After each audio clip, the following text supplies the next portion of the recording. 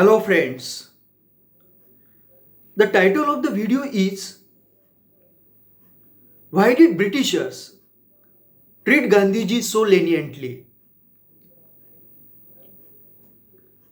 Gandhiji enters into the mainstream politics by launching non-cooperation movement in 1920s. Again, he launched 1930s civil disobedience movement and 1942's Quit India movement. Thus, Gandhiji was the de facto leader of Indian National Congress, that is, INC. The Britishers had to deal with Gandhiji most of the time. Gandhiji was sent to jail in 1922 on the charges of sedition after the retreat or withdrawal of non-cooperation movement. He was again sent to jail during the civil disobedience movement and Quit India movement. Thus, though Gandhiji was punished by the Britishers, the punishment was not severe like V.D. Savarkar. The question is raised, why did the Britishers treat Gandhiji so leniently? The explanation for the above questions can be given as follows. Apart from the Indian National Congress led by Gandhiji, there was also another strong political force which opposed the Britishers was the Communist Party of India.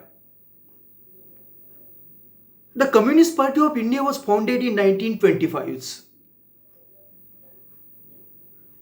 Ideologically, the CPI was opposite to the capitalist British government. As Communist Party was ideologically opposite to the capitalist British, it would have been difficult to deal with the CPI for the Britishers.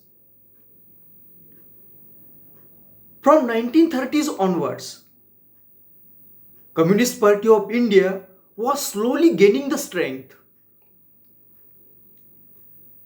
The industrial workers of India were becoming the backbone of the Communist Party of India. The rapidly decline of the membership of Congress after 1934 showed the increasing influence of Communist Party of India. Thus, in the decade of 1930s, CPI emerged as a strong political force. To counter the influence of CPI, Britishers started to use Gandhiji as the counter force. It was very easy and comfortable to deal with the Gandhiji and INC than the radical CPI for the British government. So, the Britishers started to treat the Gandhiji so leniently.